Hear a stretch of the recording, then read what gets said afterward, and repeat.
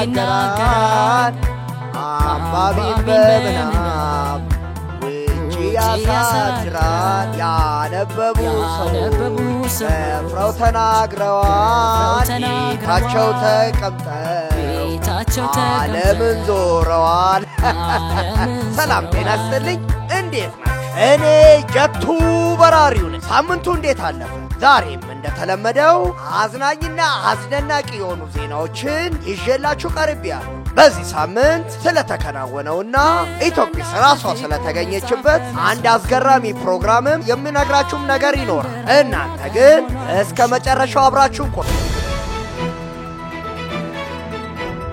ወደ መጀመሪያው ዜና አልፋለሁ ኢትዮጵያስ በዚህ ሳምንት በአዲስ አበባ ዩኒቨርሲቲ በአንድ መጽሐፍ ምረቃ ላይ ተገኝታ ነበር ሕፃን አምኖናል ሀብታሙ ይባላል በ7 ዓመቱ መጽሐፍ ጽፎ ያሳተመ ጎበዝ ልጅ በእለቱም የተለያዩ እንግዶች ተገኝተው ነበር ዝርዝሩ ምን ይመስላል የሚለውን ኢትዮጵያስ ራሷ ትዘግብልናለች አመሰግናለሁ ጀቱዬ ዛሬ የአንድነትን ቦታ ተክቼ ምዘግብልህ እኔ ኢትዮጵያስ ነኝ እንግዲህ ጀቱዬ ዛሬ እጅግ በጣም አስደናቂ የሆነ ዜና እነግርሃለሁ የሕፃን አምኖናል ሀብታሙ ይባላል በ7 ዓመቱ የመጀመሪያው መጽሐፉን ጽፎ አሳትሟል ምናልባትም ጀቱዬ አምኖናል በ7 ዓመቱ መጽሐፍ ጽፎ ያሳተመ የመጀመሪያው ደራሲ ሊያደርገው ይችላል መጽሐፉ ብዙ ታሪኮችን ይዟል የመጀመሪያውን ታሪክ እንግዲህ አምኖናል ወደዚህ መጥቶ የመጽሐፉ ደራሲ የመጀመሪያውን ታሪክ ያነብልናል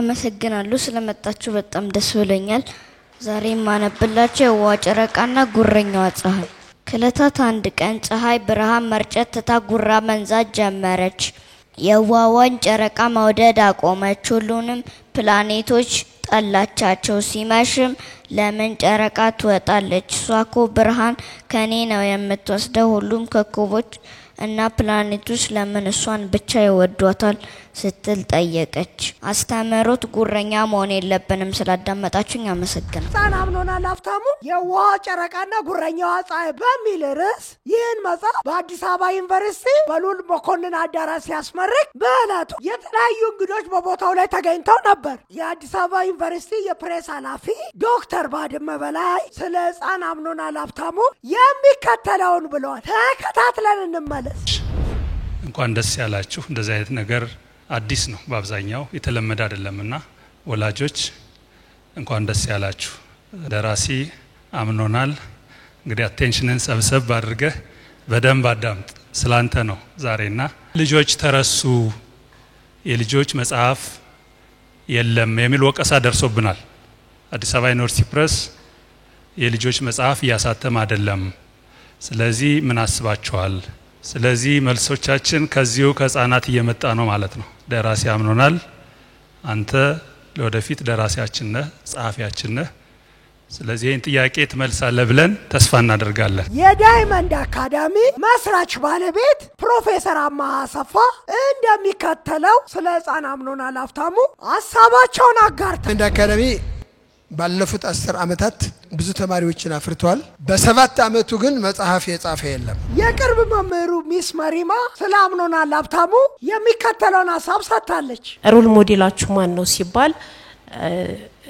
ያው እሱ እንዳለው በእንግሊዘኛ ነው ምለው ማይ ፋዘር ነው ያለውና ለምን ተብሎ ሲጠየቅ because he has a smart mind ነው ያለው የአማርኛ መምህሩ የሆነችው ሚስ ብሪክቲ ስለ አምኖናል ሀብታሙ ሐሳቧን ገልጻ ከመጽሐፉ አንድ ታሪክ አንብባል ቃላትን በደንብ ይረዳል የቃላትን ትርጉም በደንብ ያውቃል ቃላትን በደንብ ይጠቀማል አረፍተ ነገር ምስረታው በደንብ ከእድሜው በላይ ነው በጣም የሙዚቃ መሳሪያዎች ዋሽንት ክራር በገናና ማሲንቆ የመሳሰሉት ናቸው ለምሳሌ ዋሽንት ትዕግስት ያስፈልጋል ክራር ችሎታ ይፈልጋል በተጨማሪም ከሱ በፊት በትንሽ እድሜያቸው መጽሐፍ ያሳተሙት ገጣሚ ታገር ሰይፉና ሕፃን ሊና ውድነ ክፍሌ ከደራሲው አምኖናል ሀብታሙ ታሪኮች የተወሰነውን አንብበው ተናጋሪው በር ይላል ከለታት አንድ ቀን በጣም ያረጀ አንድ በር ነበር በሩም በማርጀቱ ምክንያት በመኪና ወስደው ከቆሻሻ መጣያ ስፍራ ጣሉት ማኪባንና ሄርሜላ የሚባሉ ጓደኛሞች ይህንን ሰው አዩትና ሊገዙት ሄዱ ምንጣፍ ነጋዴውንም ስንት ብር ነው በማለት ጠየቁ አባት ደስ ይለዋል ልጅ ሲወለድለት እንደሚባል ዛሬ አሁን ልጁ እንደገና በሌላ በጥበብ ተወልዶልናል። በመጨረሻም የልደት በዓሉን መጽሐፉን ባስመረቀበት በዚያው አዳራሽ ከወዳጆቹ ጋር በጋራ የልደት ኬኩን ቆርሱ።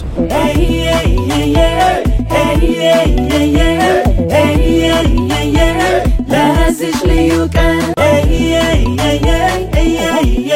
ኢትዮጵስ ለልደት እንኳን እኛ መጣ እንኳን ተወለድ ኢትዮጵስን ይዘህ ድል ስላየ ለዛሬ ያስኳቸው ዜናዎች እነዚህ ነበሩ። ከዚህ ቀጥሎ ኢትዮጵስ በአንድነት ቤት ተገኝታ ያደረገችውን ቆይታ ይዤላችሁ ቀርባለሁ። እኔ ግን ከወዲሁ የምሰናበታችሁ እኔ ጀቱ በራሪው ነበርኩኝ። እስከ ሳምንት መልካም ሳምንት። ዛሬ እጅግ በጣም ደስ ብሎኛል። ደስ ላሰኘኝ ሰው ደግሞ ይህንን አበባ ይዤለት ሄዳለሁ። ይህ ሰው ማን ይመስላችኋል? አብራችሁን ቆዩ፣ ተከተሉኝ።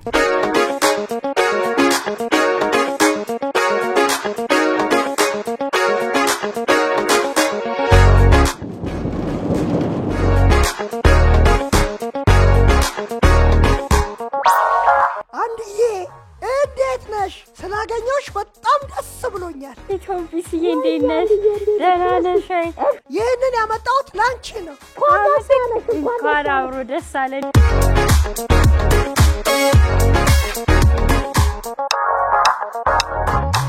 ኢትዮጵስዬ በእውነት እኔ ቤት እምወደውን አበባ እዚህ ድረስ ይዘሽልኝ ስለመጣሽ ደስ ብሎሽ የደስታዬ ተካፋይ ለመሆን ስለመጣሽ በጣም ነው ማመሰግነው። እኔም በጣም ነው ደስ ያለኝ። በእውነቱ አንድዬ ልጆች አንባቢ ሲሆኑ በጣም ደስ ይለኛል። ታውቂያለሽ አምኖናል መጽሐፍ በማሳተሙ የኔ ደስታ ወደር አጣ።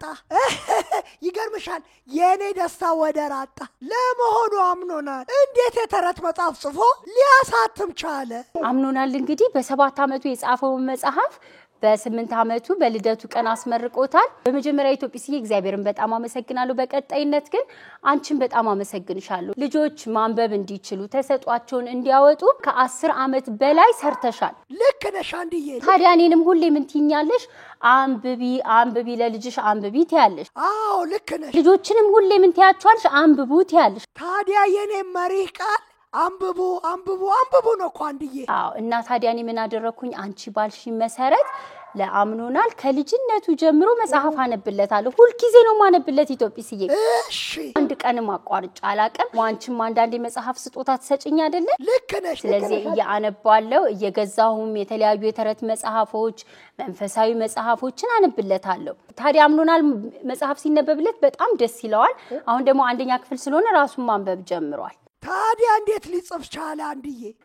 በአጋጣሚ ነው ኢትዮጵስዬ። እንዴት ሊጽፍ ቻለ መሰለሽ? አንድ ቀን እኔ ስራ እየሰራሁ ነበር። ቤት ውስጥም ስራ ሰራ አይደለ ኢትዮጵስዬ? አዎ። ስለዚህ እኔ ትንሽ ብቻዬ መሆን ስለምፈልግ መስራት ስለምፈልግ አሁን ላጫውትህ አልችልም፣ ግን አንተ እስኪ አጠገብ የሆነ አንድ ታሪክ ጻፍ አልኩት። እሺ እኔም ለምንድን ነው ይሄንን ያልኩት ኢትዮጵስዬ?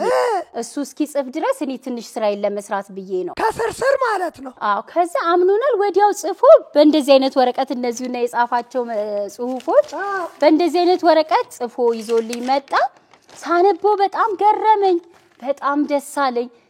አምኖናል እንደዚህ ቃላትን አስተካክሎ አረፍተ ነገሮችን እንደዚህ አስተካክቶ መጻፍ ይችላል ብዬ በጣም ደስ አለኝና እስኪ ሌሎችን ታሪኮች ጻፍ አልኩት። እሺ ከዛ ሲጽፍ 2 ቀን የጻፋቸውን ታሪኮች በጣም ብዙ ነበሩ፣ ወደድኳቸው። ከዛ አባቱን ሳሳየው ደግሞ በጣም ደስ አለው። እንግዲህ በ7 ዓመቱ እንደዚህ ታሪክ ከጻፈ ለምን አናሳትምለትም ማለት አምኖናልም እንዲታተምለት ፈልጓል። ከዛ ሳንዲ በኋላ እንግዲህ የመጽሐፉ ርዕስ እንግዲህ የውሃ ጨረቃና ጉረኛዋ ፀሐይ ይላል። በጣም በራሱ ቋንቋ በራሱ ሐሳብ ነው የጻፈው። ደስ እንዲለው ደግሞ ሌሎችም ደግሞ እንዲማሩበት የራሱ እጅ ጽሁፍ ከኋላ አለ። የጻፋቸው ታሪኮቹ በእጅ ጽሁፍ አለ። ከፊት ለፊት ደግሞ ታሪኮቹ በስዕል ተደግፈዋል። ከዛ በኋላ አምኖናል በጣም ደስ አለው። ትልቁ ነገር ኢትዮጵስዬ የዚህ መጽሐፍ መታተም ትልቁ ነገር ለአምኖናልም ነው። አምኖናል ምንም ነገር እንደሚቻል እንደሚደረግ አምኗል ማለት ነው። ሌላው ደግሞ ማንኛውም ልጅ ኢትዮጵስዬ ሁሉም ልጆች የፈጣሪ ስጦታዎች ናቸው። ለኛ በስጦታ የተሰጡን። በትክክል ደግሞ የሚገርመው ነገር ሁሉም ልጆች ኢትዮጵስዬ ሲፈጠሩ የራሳቸው የሆነ ተሰጥኦ አላቸው። ልክ ነሽ። ያን ተሰጥኦአቸውን የምናወጣው ደግሞ ኢትዮጵስዬ በጣም በቀላል መንገድ ነው። እንዴት መሰለሽ ለልጆቻችን ጊዜ መስጠት ልጆቻችንን ማዳመጥ እንዲሰሩ እንዲጽፉ ማበረታታት የሆነ ስራ ሲሰሩ የበለጠ ትኩረት ሰጥተን ማየት ይሄ ብቻ ነው ቤዳብሹ አሁን ቤዳቦ አብሹ ተዚህ ተረት እንማራ በነገራችን ላይ አምኖናል በ7 አመቱ መጽሐፍ አሳትሟል ምናልባት በኢትዮጵያ ታሪክ በ7 አመቱ መጽሐፍ ያሳተመ የመጀመሪያው ህፃን ሊሆን ይችላል አምኖናል በ7 አመቱ ይጻፍ እንጂ ኢትዮጵስዬ ለምሳሌ ታገል ሰይፉ ለመጀመሪያ ጊዜ በ16 አመቱ መጽሐፍ ያሳተመ ታዳጊ ነው ህሊና ውድነህም ደግሞ በ11 አመቷ ለመጀመሪያ ጊዜ መጽሐፍ አሳትማለች ለምሳሌ በ6 አመታቸው የጻፉ ልጆች እንዳሉ አንዲት ወላጅም ነግራኛለች መጽሐፉን አላሳተመችላትም እንጂ አማዞን ላይ የልጄ መጽሐፍ ይሸጣል የእንግሊዘኛ መጽሐፍ ጽፋ ይሸጣል ብላኛለች ሮዝ ማስቲካ ትባላለች ልጇ ህሊና ትባላለች አንቺ ለኔ በጣም ባለውለታዬ ነሽ አንብቡ በማለትሽ ምክንያት ለልጄ መጽሐፍ እንዳነብ ብሎም ደግሞ ማንበብ እንዲችል እንዲጽፍ ኢትዮጵስ ብለሃለች ካልኩት ራሱ ኢትዮጵስዬ ታቂያለሽ ይሄንን ደውለሽም ትነግሪዋለሽ አይደል በደንብ ነው እንጂ ማስረዳው በደንብ ኢትዮጵስ ትደውልለታለች ትነግረዋለች አዎ ልክ ነሽ እናንተም ደግሞ እንደምትሰሟት አውቃለሁ ኢትዮጵስ በጣም አመሰግናለሁ እኔም አንድዬ በጣም አመሰግናለሁ ሁሉም ልጆች ተሰጠው እንዳላቸው አውቃለሁ በዚህ መልኩ አውጥተውት ሳይ ደግሞ በጣም ደስ አለኝ ሁላችሁም ልጆች አንብቡ ጻፉ ትችላላችሁ ይህን ማድረግ በጣም ይቻላል ለወደፊቱ ደግሞ የራሳችሁ ተሰጦና ፍላጎት በማውጣት የራሳችሁ ሞያ ይኖራችኋል አንድዬ እኔ ሁሌ ምለው ምንድነው አንብቡ ነው የምትለው አንብቡ ነው ምለው ኢትዮጵስዬ ወይ ሻይል አምጣልሽና ከዛ በኋላ አንድ በጣም ደስ የሚል መዝሙር ተዘጋጅቻለሁ ትሰሚኛለሽ ደስ ይለኛል ማንበብ ባነበብን ቁጥር ብዙ እናውቃለን ደስ ይላል